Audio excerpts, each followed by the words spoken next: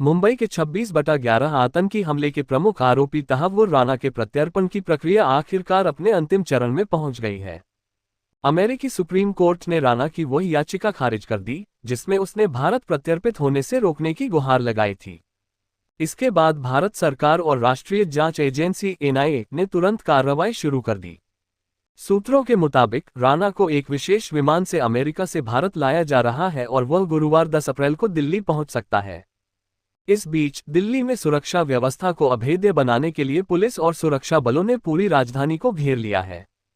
तहव्वुर राना, जो एक पाकिस्तानी मूल का कनाडाई नागरिक है, 2008 में हुए मुंबई हमले का अहम साजिशकर्ता माना जाता है।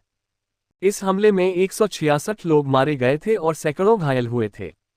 राना पर आरोप है कि उसने अपने करीबी सहयोगी डेविड कोलमैन हेडली के साथ मिलकर हमले की योजना बनाई और उसकी तैयारियों में मदद की। हेडली ने पहले ही अमेरिका में अपनी सजा काट ली है, लेकिन राना अब तक भारत में कानून के शिकंजे से बाहर था। 2009 में अमेरिका में गिरफ्तार होने के बाद से वह लगातार कानूनी लड़ाई लड़ रहा था, लेकिन अब उसकी सभी अपीलें खारिज हो चुकी हैं। सूत्रों के अनुसार राना को लॉस एंजल्स से भारतीय अधिकारियों को सौंप दिया गया है। एक बहु एजेंसी टीम, जिसमें एनआईए के वरिष्ठ अधिकारी शामिल हैं, उसे भारत लाने के लिए अमेरिका रवाना हुई थी।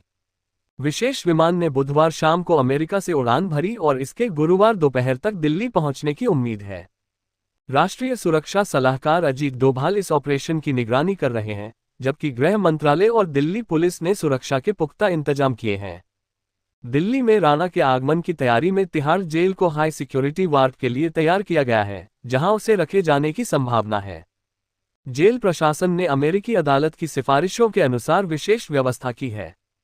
इसके अलावा पटियाला हाउस कोर्ट में एक विशेष एनआईए अदालत में राना को पेश किया जाएगा, जहां उसका मुकदमा शुरू होगा। गृह मंत्रालय ने नरेंद्र मान को विशेष लोक अभियोजक नियुक्त किया है, जो इस मामले की पैरवी करेंगे। दिल्ली पुलिस ने राना के आने से पहले ही शहर में चौकसी बढ़ा दी है। हवाई अड्डे से लेकर तिहाड़ जेल और कोर्ट तक के रास्तों पर भारी संख्या में सुरक्षाकर्मी तैनात किए गए हैं। संवेदनशील इलाकों में बैरिकेडिंग की गई है और आने जाने वाले वाहनों की सघन जांच हो रही है।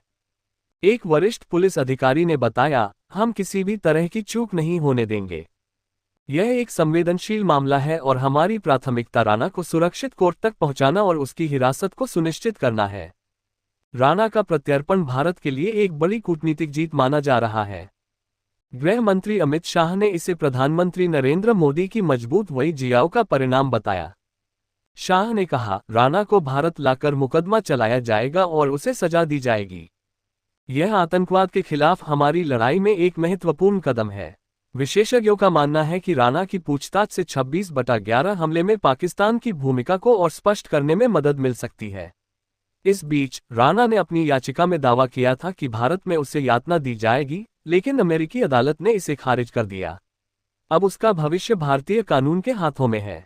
दिल्ली में सुरक्षा बल पूरी तरह तैयार हैं और देश की नजरें इस ऐतिहासिक प्रत्यर्पण पर टिकी हैं।